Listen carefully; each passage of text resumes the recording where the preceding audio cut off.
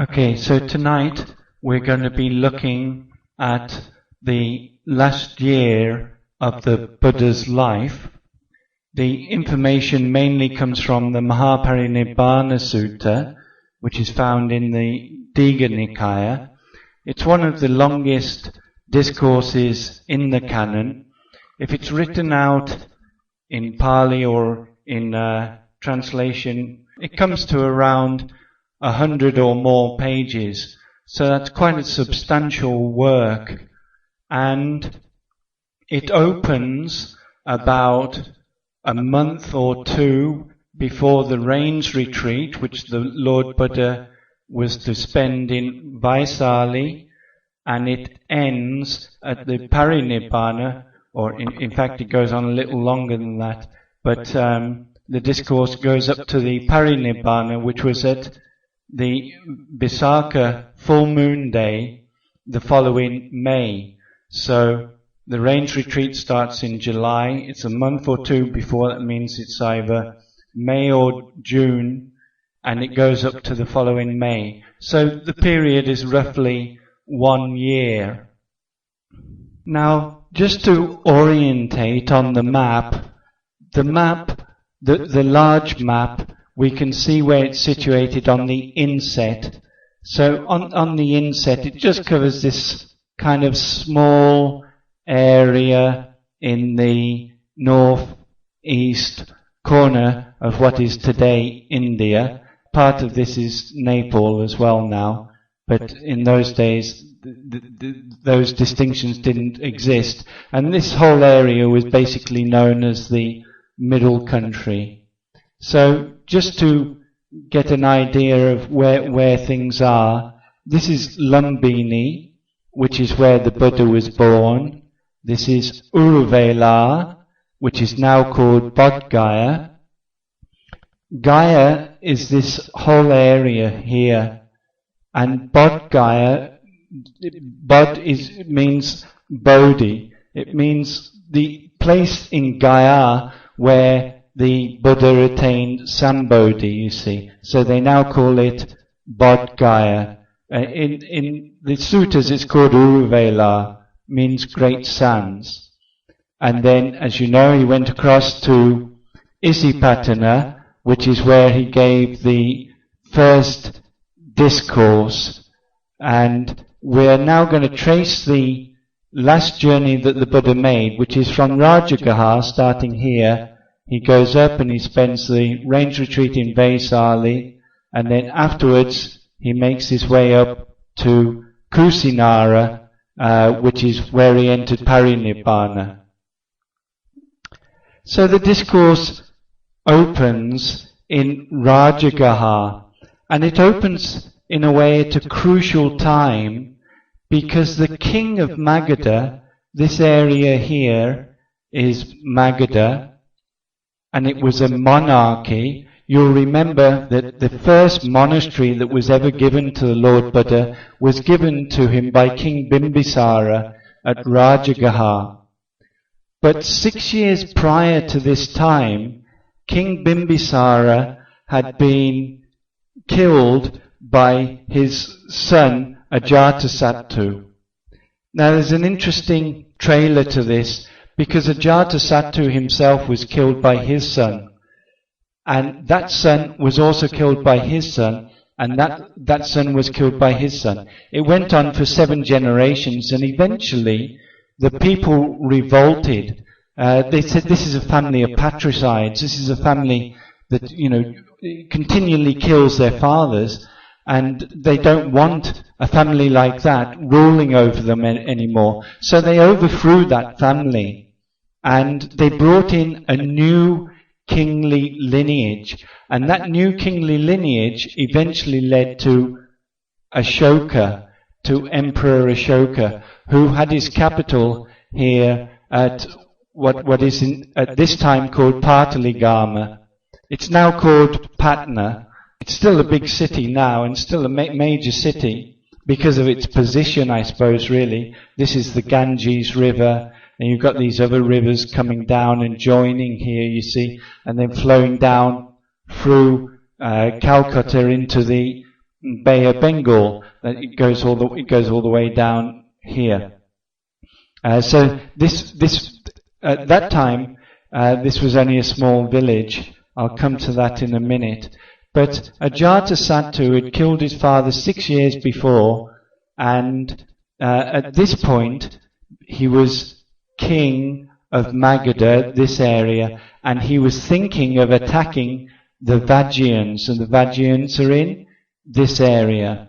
Now these two represent two different forms of state organization, because Magadha was a monarchy and the Vajjayans were a republic.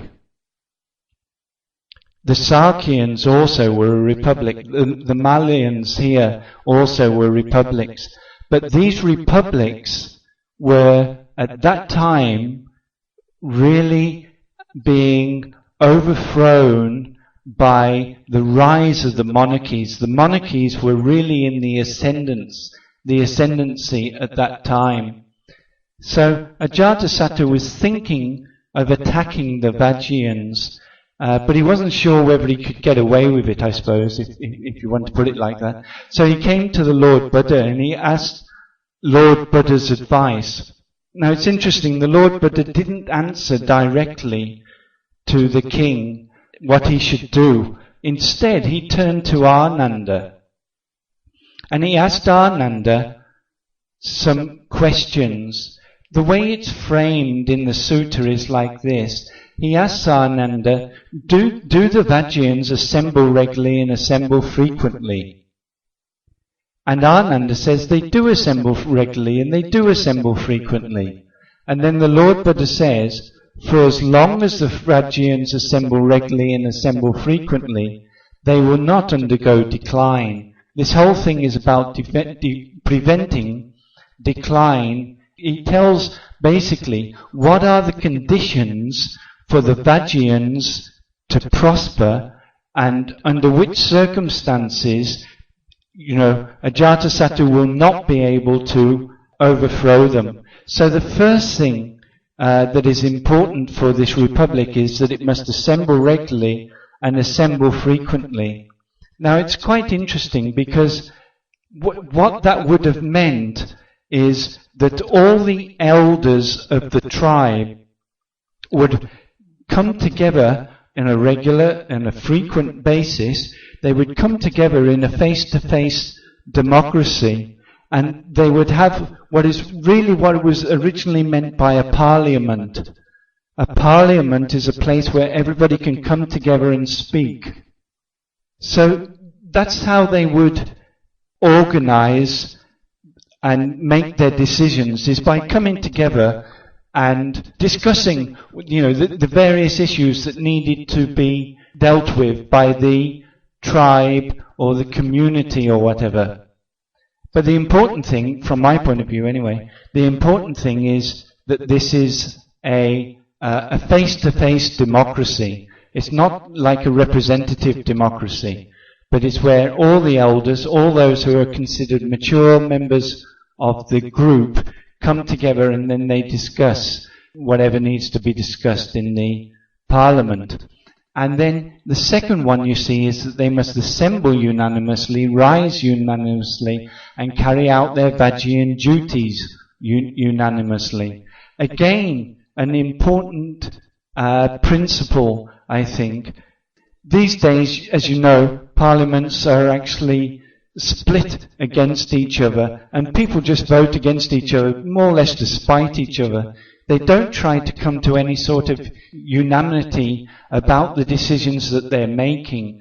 But the Buddha told that that's an important principle. And what it means is that people have to be mature enough to put aside their own views and their own ideas if they see that they're in the minority, and come to a unanimous decision with the majority. That actually takes some maturity, you see. It's not something that can be done, just by people who are just seeking their own ends. They must be able to look further than that and look to see what is good for the community that they're representing, if you like.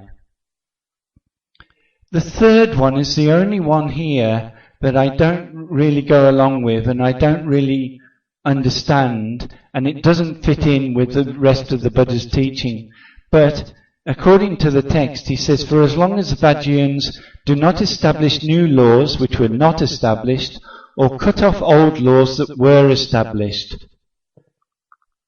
Now this is very strange, because in the Vinaya, the Buddha himself did establish new laws that were not established. And he did change those laws as well, because things being impermanent, the situation changes, and the people must be able to make new rules so they apply to the conditions that are prevailing. You can't make rules now for what's happening, say, 1,000 years in the future. So it's kind of a bit strange, because the Lord Buddha, sometimes people would come to him, he would lay down a Vinaya rule, and then people would come to him and say, that's not good doing it like that. We think it should be done in a different way. And the Lord Buddha would agree if he thought it was reasonable. And he would actually change the rules. So the rules even in the Vinaya were not fixed like that. The Lord Buddha himself was very flexible. Not on principles, but on application, you see. So that's the thing. But anyway, here it says, must not establish new laws which were not established, or cut off old laws that were established. The fourth one is to honour the elders of the Vajrayans, respect, revere, worship, and think them worth listening to. Again, another important principle. Speaking as an elder myself these days, I think having respect for elders is a good thing. A lot of modern society is kind of built on a cult, not exactly of youth, but of like that kind of age period around 30, 40, where people are successful in their careers and so on and so forth. In fact, there's some reason for that, because they're the kind of motivators and the kind of driving force behind the society. But there's also a lot to be gained by listening to people who have that much more experience, who have gone through that period themselves, have matured beyond that period, and actually have, a wider perspective as to what is important in life, which might be, for instance, keeping up the customs of the community. Like, I think people who are very successful are very focused, for instance, just on this life. Now that's one thing.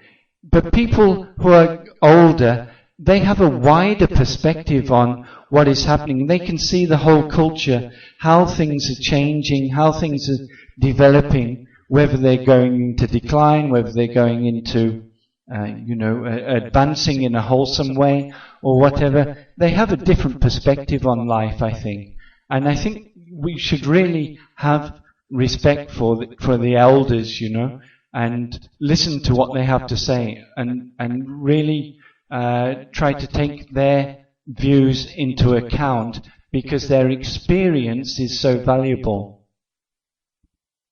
Okay? Now then, the next one is that they should not coerce and force their women and girls to dwell with them against their will. To us, in a way, it sounds obvious, but this is an important principle again. What it's really saying is that women and girls have a basic set of human rights. We take it for granted that they have a basic set of human rights. But in the Brahminical society, even to this day, they do not have those rights. Girls will be married off, before they even reach puberty. Whether it's, with their agreement or not with their agreement. I mean, what can an immature girl, how can she have a proper choice in such a matter? She doesn't. And in actual fact, it's just the family who arranges their marriage or whatever, But it's important that the Buddha, I think myself anyway, it's important that the Buddha saw that women and girls cannot be treated just like property, just as chattels. In a lot of societies, women are just part of the property. That as a male householder, if you like, he would have his home, he would have his women, he would have his animals, and they're all kind of grouped together. And the women have no more choice as to what happens to them than the animals have. But the Buddha said that it cannot be like that. You must respect human rights for women and girls. So you see, it's again a very different view on how societies should be run. And I think the Buddha really is not only saying how the Vajrayans should be constituted, but I think this is something to do with how society should be constituted. We'll see in a minute that he also applied this to his own community. These rules are also, most of them anyway, are also applied to his own community, so we can understand that this is his idea, really, of how societies should be organized. Then the sixth one is that the Vajrayans should honor the Vajrayan shrines, respect, revere and worship them, and do not allow the righteous sacrifices that were formerly made to be neglected. Again, a very interesting item in this list, because most people, I think, believe that the Lord Buddha was actually against all forms of sacrifice.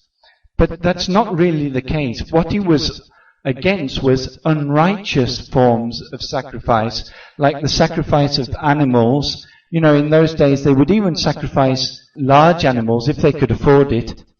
They would do like horse sacrifice, and they would even do human sacrifice, you see.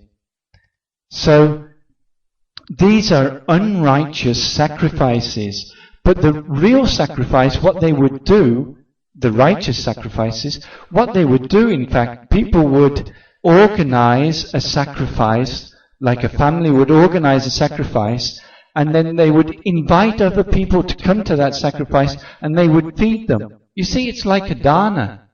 It's actually like a dana. And this idea of sharing what you have with others, which is the principle, of course, behind the dana, this is part of these righteous sacrifices. And that is not opposed at all, of course, by the Buddha, and we can understand it. But as soon as we hear the word sacrifice, we think of sacrificing, creatures' lives, like animal lives or something like that. But that's not what was intended.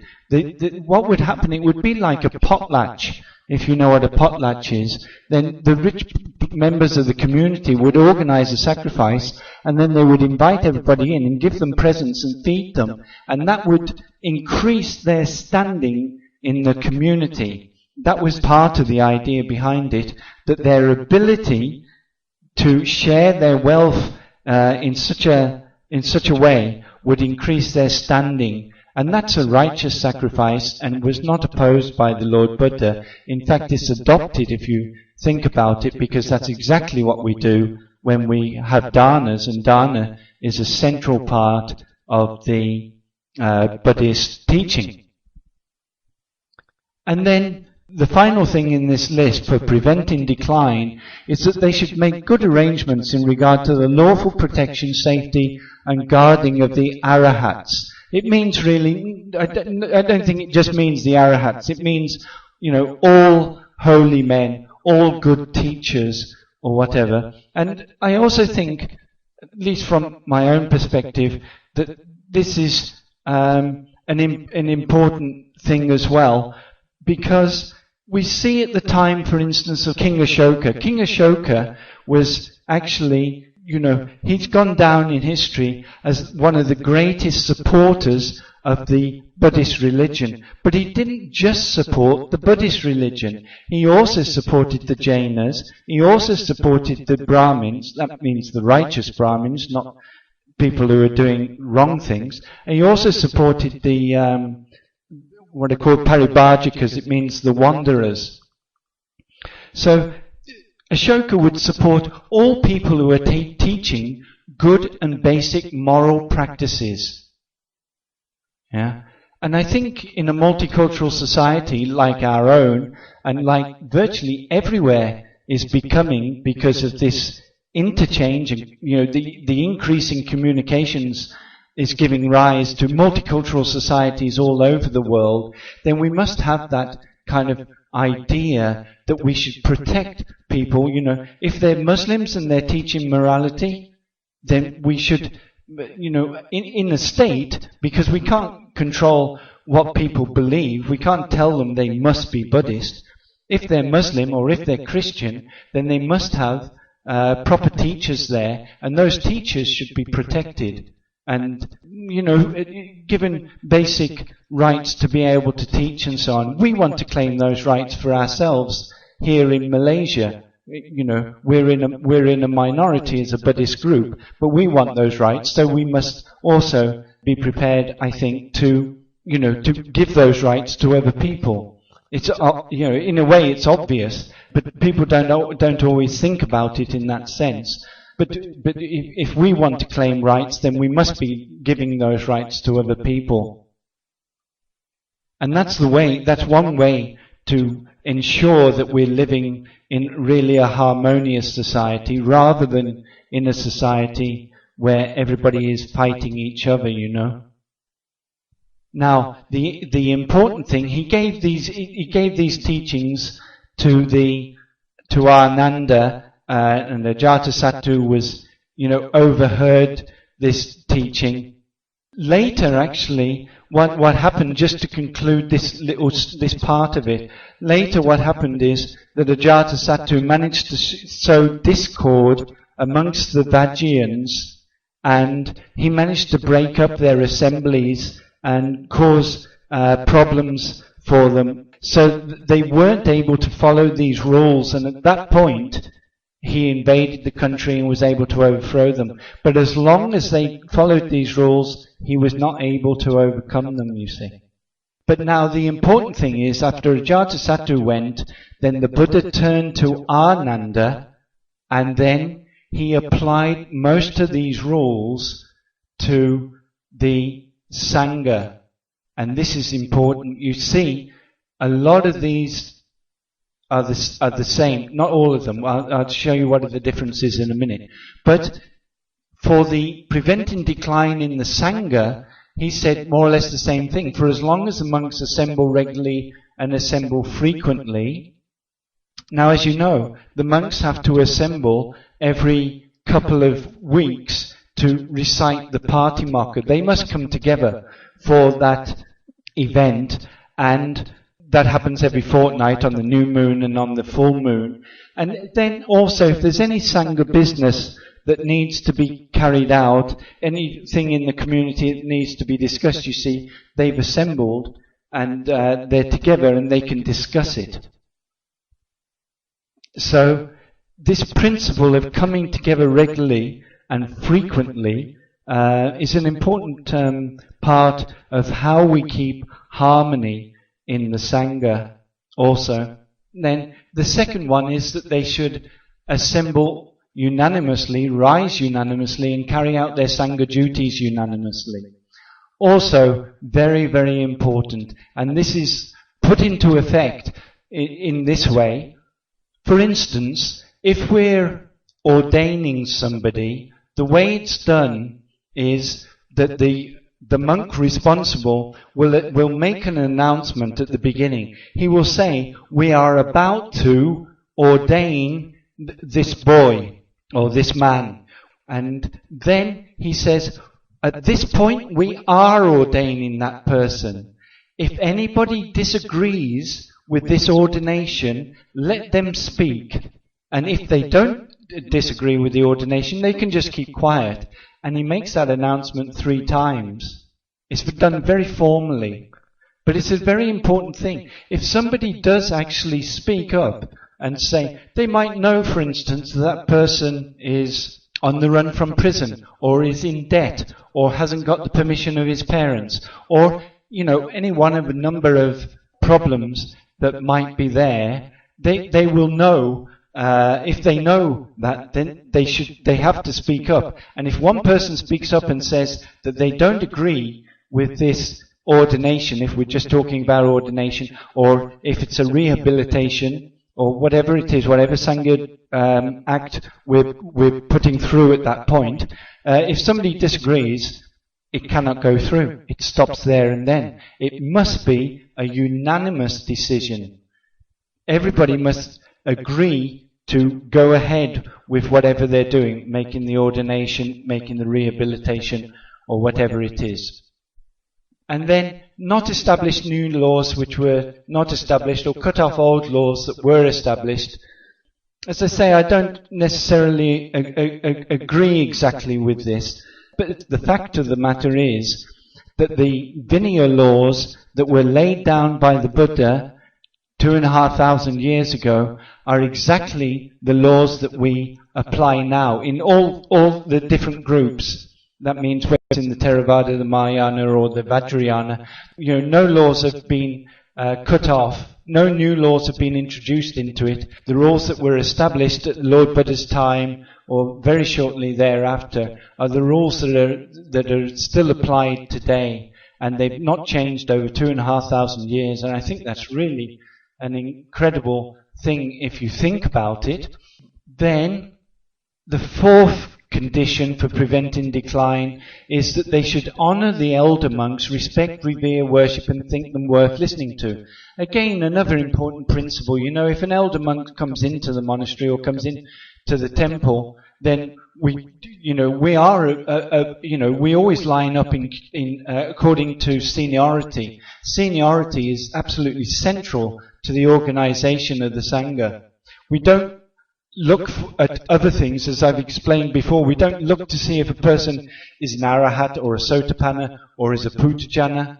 That means somebody who's not attained anything, or whether he's even something basic like a good monk or a bad monk. We just look at their seniority. Seniority is crucial. And another part of this is that we should think them worth listening to. It's again having the respect for people who have more experience. So, at the party mokkha, it's customary, at the end of the recital of the rules, then the elder monk in the group will be asked to give some sort of encouragement to the other monks. It's not always done nowadays, but the principle is there, and it is done in a lot of places, that they will actually listen to the advice of the elder monk, one of the elder monks at the end of the party mokkha, to get encouragement for the coming few weeks or whatever. Then, you see, for the Vajrayans, it was not coerce and force their women and girls. But for the monks, it was not come under the influence of craving, which has arisen for continued existence. Very interesting, actually, because, as you know, there's three types of craving. That's the craving for sensuality, the craving for the end of existence, and the craving for continued existence. But the Buddha has singled out this idea of not coming under the influence of craving, which has arisen for continued existence.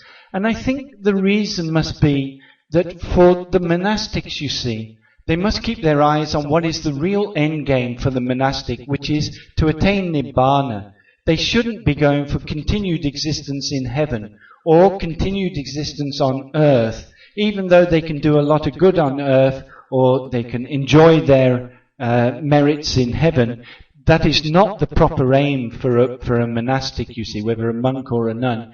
Their proper aim, and what they must keep in mind at all times, is that they should be aiming for Nibbana. It's completely central to the teaching that the monastics must not lower their aim to something less than that. And then, whereas the Vajrayans should respect their shrines and make sacrifices, the monks should have desire for forest dwellings.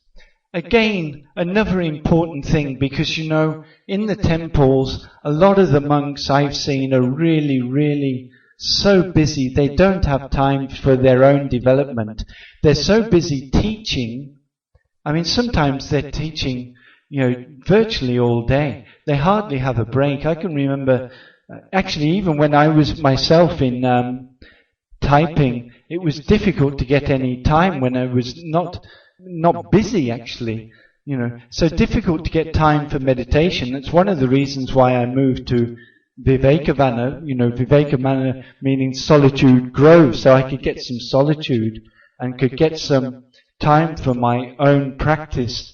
And even if monks and nuns are teaching, nothing wrong with that. We have to teach anything that, if you've benefited by the Dhamma yourself, then of course you want to share it with other people. So that's not a problem in itself. We want to share the teaching with others, but they must still be able to get this solitude and this, this space where can carry on with your own development. So myself, I give these teachings, then it's not very much. I only do this talk once a month at the moment, But most days, I'm actually quite living in solitude up there on the mountain.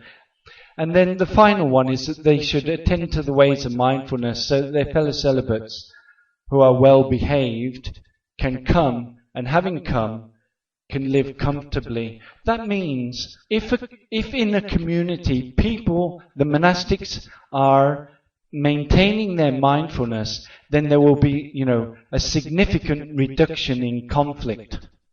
And then others who come into that community, who join that community for a shorter or a longer time, can live there comfortably without, these kind of rivalries, jealousies and conflicts that arise in, basically they can arise in all communities. But in a community that is living mindfully, that shouldn't happen.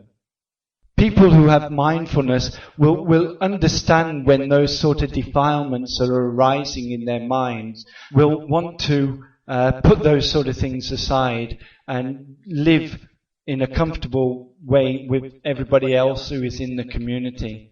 So that's the seventh condition. In fact, after this, there are more and more conditions. There's another 7, and then another 7, and then another 7, and then another 7, and another 7, and another 6. But those myself, I believe, I made a study of this, and I think it can be shown that they come into this discourse at a later time. Now, in fact, I was not actually going to get into the teaching very much, but those principles, you see, for the organization of the community, that means the society that people are living in, and the organization of the Sangha are so important, and it's so central to what the Buddha was teaching at these last period. Now, for the rest of this, everywhere he goes, he's giving teachings. This is a long discourse, and there's a lot of teachings that have been recorded. But most of them are on these themes as to how the sasana, can continue after the Lord Buddha has passed away. This is the important thing that the Lord Buddha is trying to do in the last year of his life, is lay down the principles whereby the sasana or the dispensation will continue into the future after he himself has passed into parinibbana. And then there's many teachings given throughout. So I just wanted to explain those basic principles because I think that they're so important to the sasana now, actually. I think they're really important because we see that the sasana is organized on completely different principles now. And if we really want to put the Lord Buddha's teaching back on course, then we should go back to the original teaching and see what he thought was important and what he thought was the way to see to the longevity of the sasana. Now all of that took place, or that teaching took place in Rajagaha. After that, the Lord Buddha left Rajagaha and he went to Ambalatika. Then he went to Nalanda. Now Nalanda, as you know, became the seat of the of the first Buddhist university. In fact, as far as I know, it's actually the first university in the world, and certainly one of the largest. At its height, when the Chinese pilgrim Xuanzang went to India, there were about 10,000 people who were studying at Nalanda at that time. You know, it's a big teaching institution that has been organized there. And now another important thing, you see, they were not just teaching, although this was a Buddhist university, they were not just teaching Buddhism.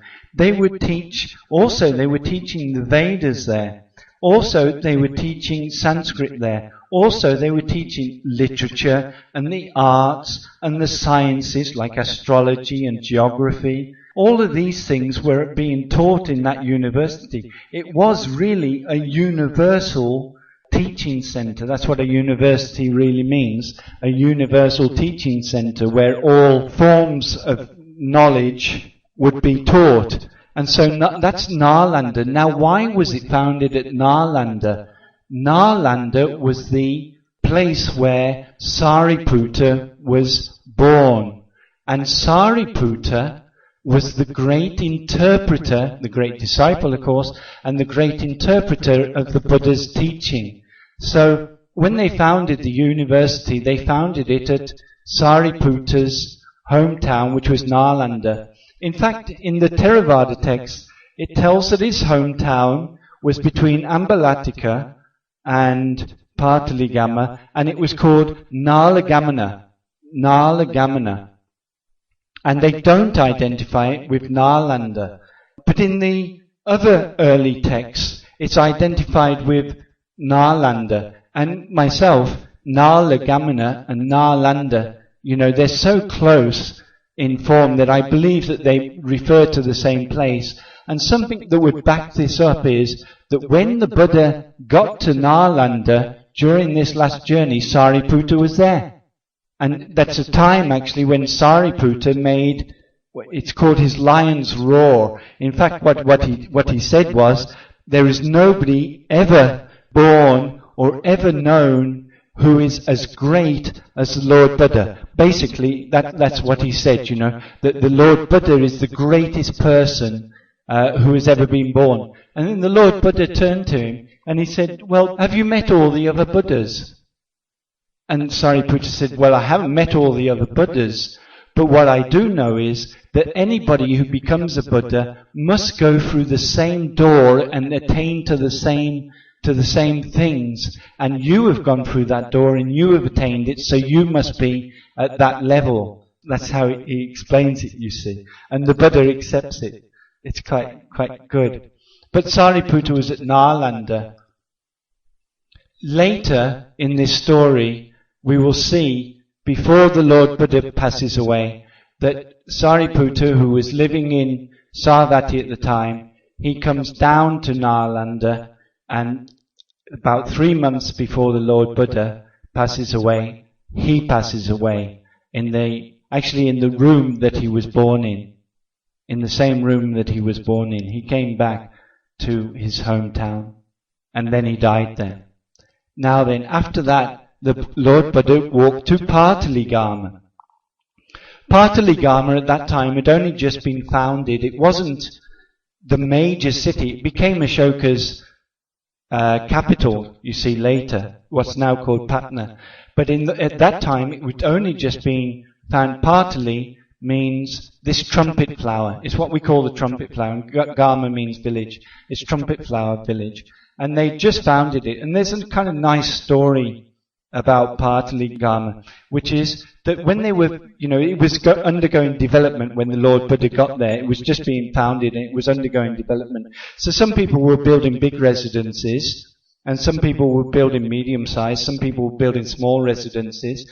Those who were building the big residences, it says that the large devas, you know, when they saw these residences being built, those large devas came down from the sky, I suppose, and they took up residence there. And then when a medium-sized building was being put up. Then a medium-sized deva came, and he took up residence there. And then, in a small residence, then only a smaller kind of deva would be able to reside there. But the devas were coming to reside in Pataligama, and the Buddha gave a kind of prediction. In fact, in the suttas, as far as I know, there are only 2 predictions that the Buddha ever made, because this is not, of course, a prophetic religion. Prophecy is not important. Principle, morality, mind development, those sort of things are important. Prophecy was not considered important. The other thing was that he prophesied that the sasana would end after 500 years, after allowing the nuns into it. And, it's unbelievable because it didn't happen. And I can't myself believe that the Lord Buddha gave that teaching. According to the discourse, then Lord Buddha said that Pataligama would eventually become like a great city, and the central cities for the Aryans, for as long as the Aryans, for as long as there was an Aryan area. In a way, it's still a major city, you see, so, we can understand it. But myself, I think what this is some sort of looking back, perhaps from Ashoka's time when it was the capital, and then they want to get the Lord Buddha's, whatever it is, like a confirmation that this is, an important place, and this is where the capital should be, or something on that line, something on that on those grounds. Then the Lord Buddha, after he'd spent time in Pataligama, crossed the Ganges. In fact, it says that he went across the Ganges by Iddhi power. That means while they were waiting for rafts to come, instead of waiting for the rafts, he and the Arahant monks, just by their Iddhi power, crossed over the Ganges and landed on the further shore. And then there's a nice verse that goes with it. I'll just read it for you because it's very telling, I think, myself, and a very nice thing. And it shows how the Lord Buddha would interpret, things that were happening in his life, if you see what I mean. So, he said, those who cross over a sea or a river do so after making a bridge and leaving the marshes behind. While people are still binding together a raft, intelligent people have crossed over. What it's signifying really, you see, is that while other people are looking for, a way across samsara, those who are intelligent and have listened to the teaching of the Lord Buddha have already crossed over by their own powers. That's what it's saying. Just as they didn't wait for the raft, they just crossed over by their Iddhi power. So the people who listened to the Buddha didn't have to wait any longer, and they crossed over samsara. That's the parallel that's being drawn. Then, after he crossed over, they walked up. They went to a couple of villages on the way. One I remember is Kotigama. They stayed there for a while. And there's another place, I think, called Nadika. They stayed there for a while. And all the time, the Lord Buddha is giving different teachings. If you want to find out the teachings, you read the discourse and find out the teachings. But in this talk, what I'm trying to concentrate on is, this last period and how the Lord Buddha made this last journey and what happened on the journey. I can't give all the teachings, because if I give all the teachings, I'll be here for a month of Sundays, because there's so many of them and having to explain them all and everything. So he stopped at a couple of villages, then he went to Vaisali.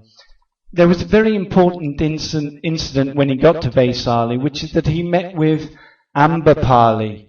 Now, Ambapali was a courtesan.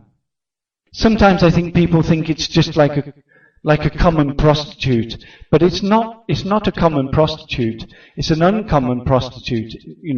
A courtesan would be somebody who is highly skilled in all sensual arts. That means they would be able to sing, they would be able to dance, they would be able to create an essentially pleasing and satisfying environment, as well as being able to engage in satisfying sexual intercourse.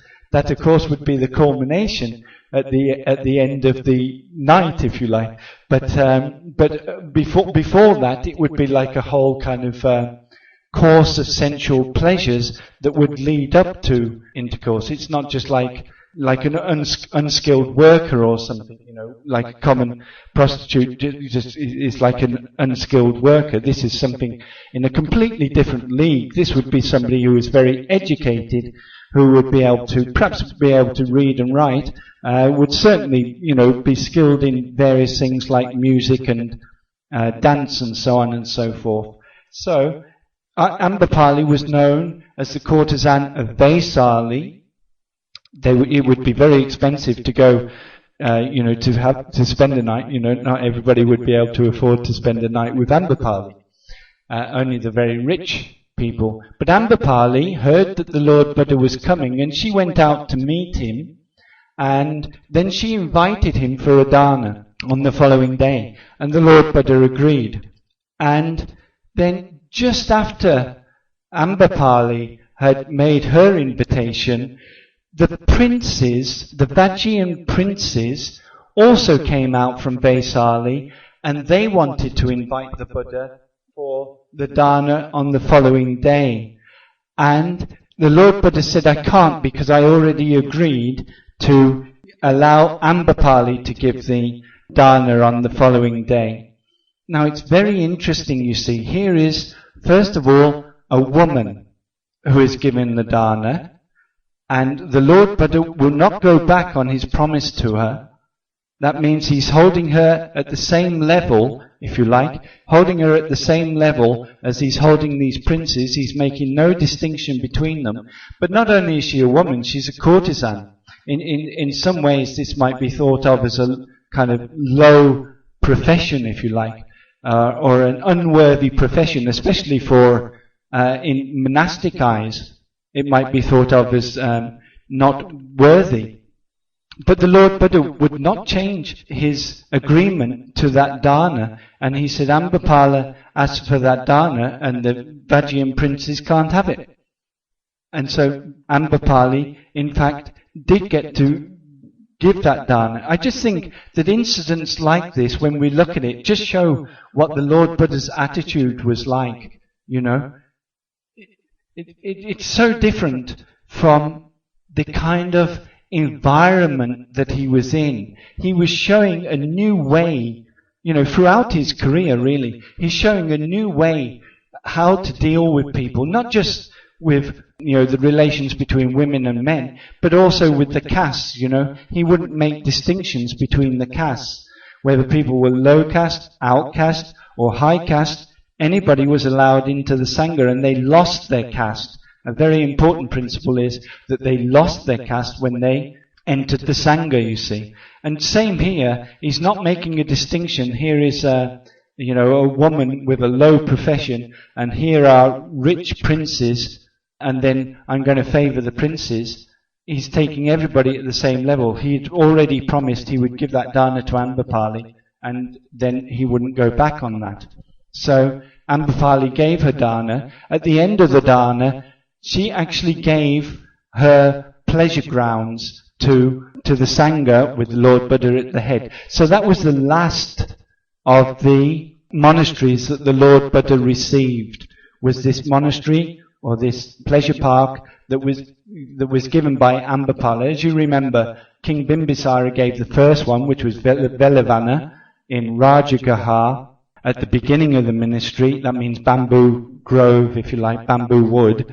That's where the first one was given. And you'll remember that Anathapindika gave another one at Savatthi. That was Jetavana. And now the last monastery was given by Ambapali at Vaisali.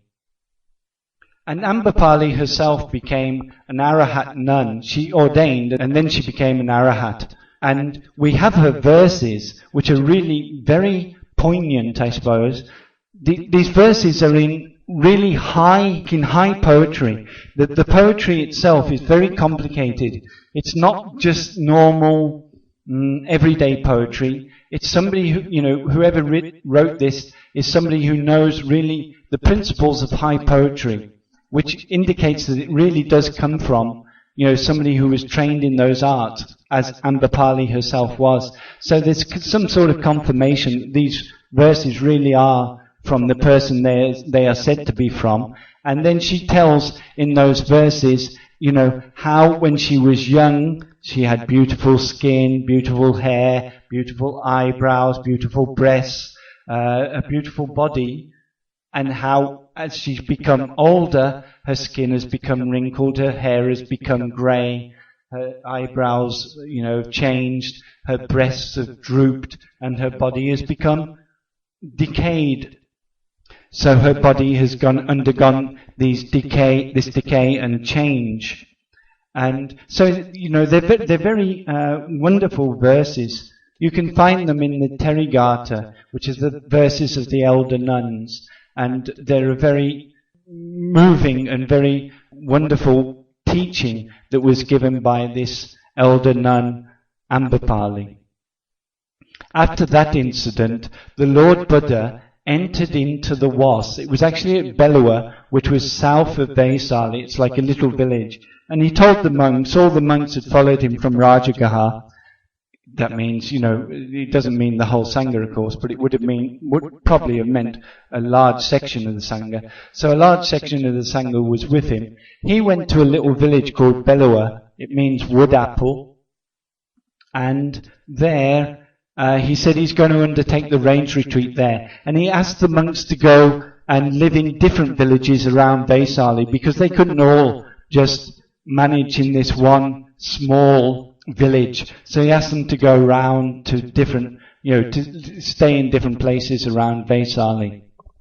Then the Lord Buddha, along with Ananda, perhaps, some of the monks were there as well. We don't really get to find out in the discourse. We know Ananda's there, we know the Lord Buddha's there and Ananda's there.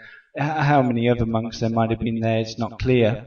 And it's after undertaking the Was that he fell ill with dysentery. Dysentery is a very debilitating disease, as you all know. And he's 80 years old at this point. So, he's quite an age. And then he's got dysentery. And he was very seriously ill. And Ananda says something like, I've seen the Buddha when he's flourishing. And now I've seen the Buddha when he is very poorly. And, it makes me shake, it makes me quiver to see the Lord Buddha like this. And the Lord Buddha, he wasn't ready at that point to just pass into Parinibbana, because he was still wanted to give, more teachings to establish the sasana so that he could go into the future without him. So what he did, or what it tells that he did, is by his Iddhi powers, he managed to suppress that illness. He put that illness down. And he suppressed it. He could only suppress it for some time, but he did it. He suppressed that illness. Then he spent the rest of the range retreat there. There are teachings and so on.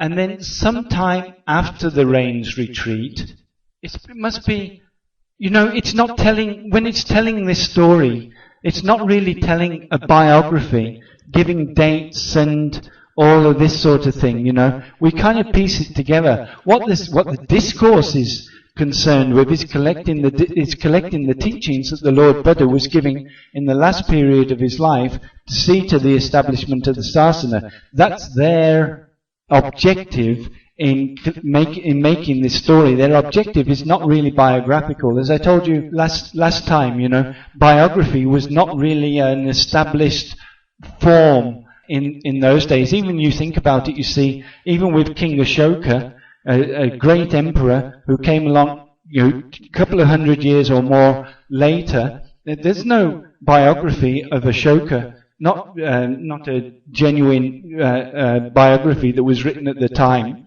There is a biography that was written a few centuries later, but it's mainly legendary, and it's not kind of realistic in the way that this is realistic. This is like a realistic story, what is being told. They weren't really collecting a biography of the Buddha. It's incidental. Just like in the first talk that I gave, what their intention was is to trace how the Sangha was formed, how the ordination procedures were formed, how the lay community was formed, because these things are formally important for knowing, how we can progress. How can we make ordinations? We need to know how the Lord Buddha set these things down. What are the relations between the lay community and the Sangha? We need to know those. Incidentally, it tells, the biographical story of the Lord Buddha's first year. And here again, what they're trying to do is collect these teachings, and incidentally, they're telling a biography. So we don't know exactly when, but we do know that the Lord Buddha passed away in May the following year, and 3 months before that period, 2 very important things happened. As I told you earlier, Sariputta came down. There were 2 routes actually. One would go through Varanasi and to Rajagaha, and one would come through Vaisali to Rajagaha. It's not marked on this map, but that would be another route, you see. You could come down to Varanasi. As far as I remember, if I remember it correctly, that was the route that he took. From Savatthi, he came down to Varanasi, and he came to Rajagaha. So he didn't meet the Buddha in Vaisali, but he came to Rajagaha, went on to Nalanda, and then he went back to his home where he had been born. He was actually in the room that he was born when he passed away. It's quite moving in a way, because 2 weeks later, you see, then Moggallana also passed away. So his 2 chief disciples, and he must have heard the news, he's not so far away, and people would come up, you see, and would have told him. So here he is, he's been seriously ill. He's on basically what you can say is his last legs. He himself describes his body as being like a cart held together by vines. So, he understands that he himself is really at the end of his time, and then he hears that his 2 main disciples has died. It must have been quite moving for him, I think. And, if we can get under the skin a little bit, I think we can find it moving ourselves, that this is how it was progressing towards the end of Lord Buddha's life, you see. And then the next thing that happened is, and this is a very important thing where I'm going to go back to the teaching again that was given at that point, because it's so important. Mara came to the Lord Buddha, and he asked him to enter into parinibbana at that point. Now then, the Lord Buddha again spoke to Ananda, and this is very important, so I've written it out here so that we can see. Lord Buddha said to Ananda, at one time, Ananda, I was living at Uruvela. That means, near Bodh Gaya, on the bank of the river Nairanjana, at the root of the goatherd's banyan tree, in the first period after attaining awakening. According to the commentary, this was in the 8th week after the awakening. Then Ananda, the wicked Mara, approached me, and after approaching, he stood on one side. While standing to one side, Ananda, the wicked Mara, said this to me: May the gracious one attain final emancipation now, Reverend Sir. May the fortunate one attain final emancipation. Now is the time, Reverend Sir, for the gracious one's final emancipation. You see, what he's trying to do is, he's trying to tempt, if you like, Buddha into attaining final emancipation before he's had chance to give any teaching. This is before he's gone to Isipatana and given the first discourse or anything like that. It's while he's still in the area of Gaya. So he's trying to tempt the Buddha to just go, just enter into final emancipation at that point and not give any teachings. But after this was said, Ananda, I said this to the wicked Mara: I will not attain final emancipation, wicked one, for as long as my monks, nuns, laymen and laywomen are not true disciples, accomplished, disciplined, confident, learned, bearers of the teaching, practicing in conformity with the teaching, correct in their practice, living in conformity with the teaching, and having learned it from their own teacher, will declare, reveal, make known, set forth, open up, analyze, and make plain, after giving a good rebuke with reason to the doctrines of others that have arisen, and teach the miraculous teaching. What he's telling, and this is the important thing, you see, that is being said at this point, is that from the very beginning, the Buddha had in mind to establish the four assemblies. The four assemblies are the monks, the nuns, the laymen, and the laywomen. The nuns, for instance, is not an afterthought. Although the nuns' order was established 6 years later, and the monks' order was established only, a couple of weeks later, still from the very beginning, the Buddha had it in mind that he would establish the nuns, and there would be four assemblies. That means the Chatuparasa. So these four assemblies were not some sort of afterthought, they were there from the beginning in the Lord Buddha's idea of how the sasana was going to be established. And the other important thing, and this is also a very important thing now, is that all four assemblies should be, true disciples, accomplished, disciplined, confident, and learned, and so on and so forth.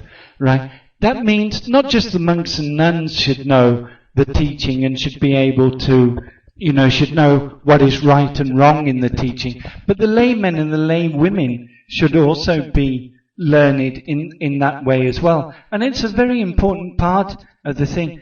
Up until recently, for a long time, it's kind of been thought that the only role really that the laymen and laywomen have is just to support the monks. You give dana to the monks and you hope to be reborn, hope to have the opportunity to be reborn at the time of the Buddha Metteyya, at which time, you get to hear the teaching and you attain Nibbana. So their only role is just supporting the monks and the nuns, and, the idea of giving them proper and deep teachings and that they should be practicing those teachings, has only just been re-established, perhaps say in the last 50 years or so. But this is an important thing. In Malaysia, I think we're really lucky because we have, in fact, very good and very learned lay teachers. I know a number of really excellent teachers. They've really studied well, and they're not only well educated, but they're well motivated as well. Some of these teachers in KL and whatever, they're highly motivated, highly educated, and able to give the teachings to other lay people. Now, in the Lord Buddha's time, there were also lay people who were singled out as being, great teachers. And we have their discourses as well. We have discourses by lay people that were passed down in the tradition because they were recognized as great teachers. So, you see, again, when we're looking to re-establish the sasana in our own time and to move it forward, to get it into the future on a successful and solid basis, then I think we really need to look at this, that the laymen and the laywomen need to be able to discriminate and know what is good and what is wrong. So the monks, the nuns, the laymen, and the laywomen, the four assemblies, and they should all be learned and practicing. Now back to our story. You see, at the end of that teaching, then the Lord Buddha said to Mara, "You shouldn't worry, Mara. I've already made up my mind that in 3 months I will attain final emancipation." He's not said that because Mara has asked him, it's because Mara has tempted him and he's agreed to that temptation. He'd already made that decision. But when Mara came and said this to him, then he just replied to Mara, don't even bother about asking me to do this because I've already made up my mind that I will do it anyway. And so, you see, we now know that this is 3 months before the full moon in May. So that means we're in February. And in February, then he leaves Vaisali and he goes on the last leg of this tour up this area. Now, between Vaisali and Partha, I'll tell you the importance of Partha when we get there, but between there, he goes through all these places: Bandagama, Hattigama, Ambagama, Jambugama, Boganagara. He goes through all of these places, and he's giving teachings all the way along.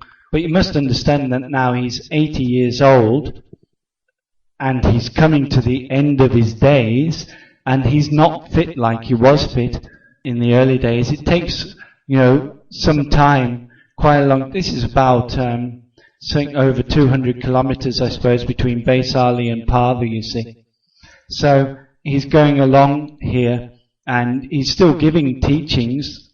All these teachings are like the basic teachings about Four Noble Truths, about the 37 things on the side of awakening, and so on and so forth. A lot of them are basic teachings that were being remade or re-established, and also things being laid down for the benefit of the community after the Lord Buddha had passed away. But eventually he got to Partha, and Partha, when he got to Partha, then Chanda, who was a goldsmith, who's known as Chanda the Smith, Chanda Kamara, then he invited the Buddha for a dana, and the Lord Buddha agreed. So the Lord Buddha went to that dana, and that was the last meal that the Lord Buddha ever had.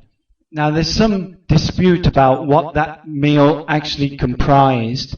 In the Pali, to me, it seems pretty straightforward. It actually says Sukara Madhava, and myself, the direct interpretation of that would be tender pork. And myself, I believe that's what it was. Of course, some people don't like the idea that the Buddha was eating pork at that time, you see. But myself, the most obvious translation of those words in that compound is as tender pork. Because people don't like the idea of the Buddha eating pork, they come up with all sorts of ingenious kind of interpretations. Madhava means crushed, and so Sukara means pig, or hog. So they say it was a mushroom that was crushed by pigs. But it doesn't say mushroom, you see. It just says crushed pig, if you like, or crushed pork, which would mean tender pork. But it seems to me like just because they can't accept the idea that the Buddha was eating tender pork, but my own idea is that is exactly what he did take. But it doesn't matter anyway, because contrary to what a lot of people think, after that meal, you see, the Buddha fell seriously ill. The dysentery came back. But it's clear, both by what the Buddha says and by what the commentary says about this, that the two things are not linked. The fact that he took this meal, and that later, after that meal, he fell sick with dysentery, the one is not causing the other. The fact of the matter is that about 9 months before, the Lord Buddha had fallen ill, and he had suppressed that illness. 3 months before, he had already told that he was only going to continue for another 3 months, and now that time is up. And to dispel any doubts about this, Ananda said something like, they're going to blame Chanda for giving you this meal. And the Lord Buddha said, don't blame Chanda for this meal. The two most beneficial meals that can ever be given by anybody at any time, the first meal is the meal that is given to the Buddha before he attains awakening. So that's the meal that Sujata gave. That was the milk rice meal, as we remember it, that Sujata gave to the Buddha before he went and sat under the Bodhi tree. And the second meal is the meal that he takes before he attains Parinibbana, and that's the meal that was given by Chanda the Smith, you see. So it's made clear that this meal is not somehow to be blamed for his illness. He was already coming to his end. He had already made that decision. He took the meal, and afterwards, it's true, he did fall ill, but they're not linked And the commentary specifically goes out of the way to say that he took the meal and he fell ill, but he didn't fall ill because of the meal. It says specifically like this, that he didn't fall ill because of the meal. But then after he fell ill, he still carried on his journey. It's very sad. The commentary tells, not in the sutta, but the commentary tells that between Partha and Kusinara, which must be around 15 kilometers, I suppose, that Lord Buddha had to sit down 25 times. That means he couldn't even walk a kilometer without having to sit down because he was so exhausted with the dysentery that had re-arisen at that point. And, well, anyway, for me, when I read that story and I kind of think about, the Lord Buddha on his last legs and the last moments in his life. And, when you look at this, you see this journey. He's making Rajagaha, Pataligama, Vaisali, Partha, Kusina. It looks, like he was trying to get back to Kapilavatthu, trying to get back to his hometown, and that he wanted to, maybe he actually had it in mind that he would go home and pass away at home. I'm not sure. There's nothing that ever says that. It's just when you look at it on a map, that's what it looks like he was trying to do. But anyway, he didn't make it. Kusinara is part of the Malla country.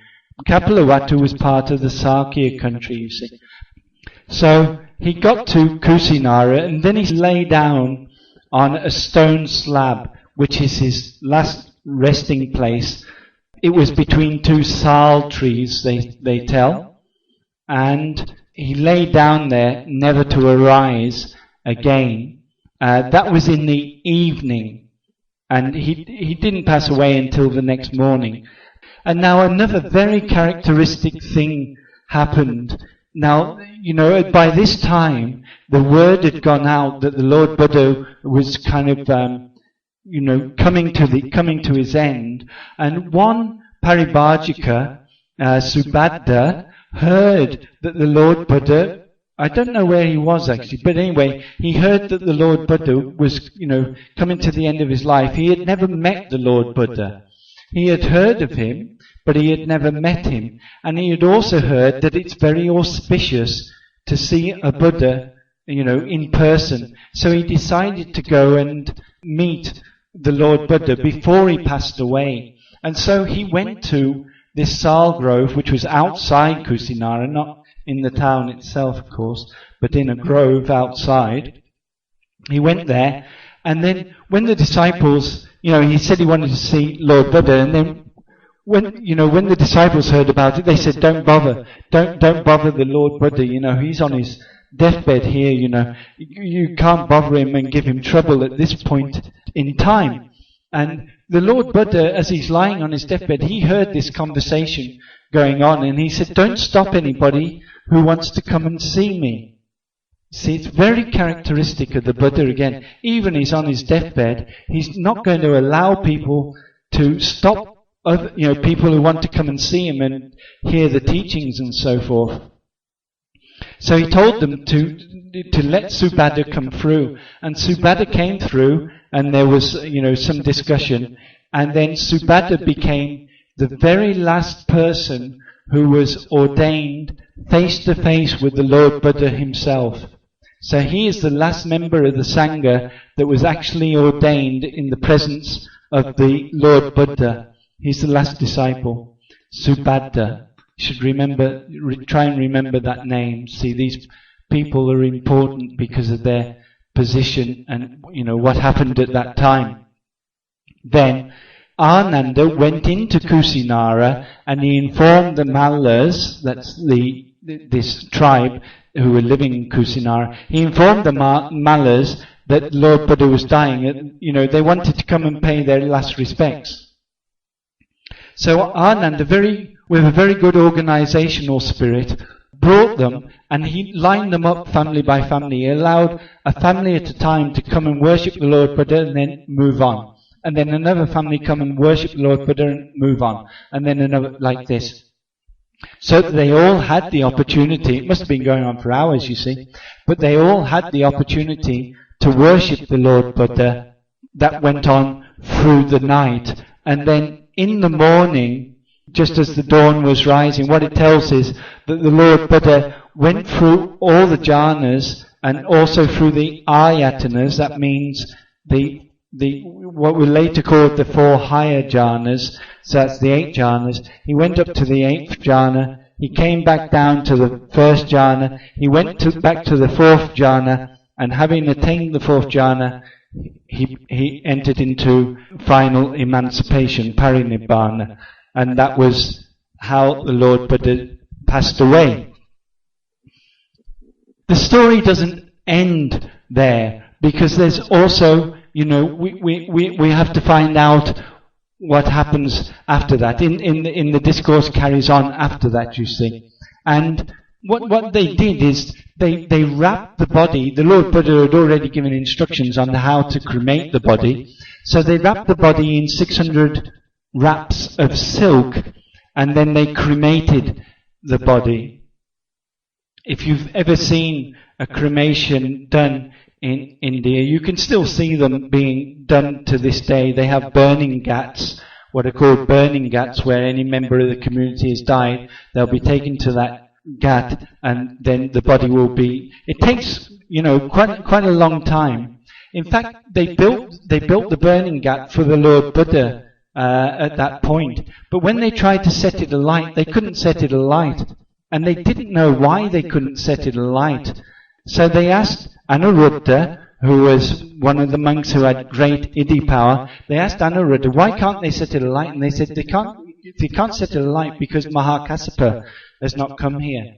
Mahakassapa then was the most senior monk in the Sasana. After Sariputta and Moggallana had passed away, then Mahakassapa, I think he was coming up from Pava, you see. Mahakassapa was the most senior monk in the Sasana, and they couldn't cremate the body until Mahakassapa got there, but eventually he got there, and then they started the cremation. If you've ever seen a cremation done, in this way that they do it even to this day, it takes actually, quite a few hours. It's not like when they put them into these crematoriums these days, these electric crematoriums where the body is burned actually really in a very short time, 5 minutes or 10 minutes or whatever it is, and immediately you can take the bones away. It takes a long time to burn a body, like a good few hours.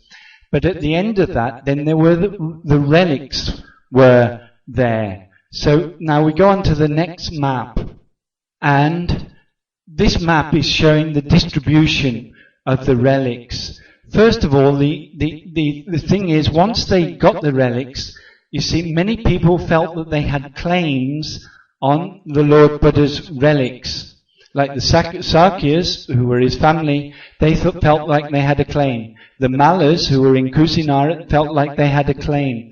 Ajatasattu, who was one of his big supporters, he felt like he had a claim. The Vaisalians, where he'd spent the last was, they felt like they had a claim. And they sent their representatives to try to get the relics, you see. And there was really, it was building up into a big conflict. They were going to have a fight as, so who could have the relics of the Lord Buddha? And then, somebody said, it's not suitable to fight over the relics of the Lord Buddha. That's not a suitable way to behave, And then what they did is they called in a Brahmin, and the Brahmin is called Dona, and then Dona divided the relics into 8 portions, and the chalice that he used to divide those relics up into, that chalice became a 9th one, and he took it himself back to Vetadipa. So you see, we got Kapilawatu, Pava, Kusinara, Ramagana, Pipaliwana, Alakappa, Vetadipa, Vaisali, and Rajagaha. That's 9 places, 1, 2, 3, 4, 5, 6, 7, 8, 9. 8 actual material relics and the urn. We don't know exactly where these places were. They were in this area, that's why it's kind of circled, like this. Ramagama is here. And then at all these places they built a stupa over the relics of the Lord Buddha. This becomes important later because in Ashoka's time, as we were saying earlier, Ashoka was the great supporter of the Sasana. Ashoka ruled over an area about this size. It's more than what is present-day India. Most of what is present-day India, Bangladesh, Pakistan and Afghanistan, but excluding part of the south of India. He ruled over that whole area, you see. And it tells that he established 84,000 temples. I think this 84,000, it really just means, like a very large number. That's what it really means, a very large number of temples. And then he went to these stupas, and he opened those stupas up, and then he redivided the relics that were found there, and he put them in all of these different temples throughout India. So that was the division of the relics. And it's basically at that point that the discourse about the last year of the Lord Buddha's life ends. So everybody say sadhu.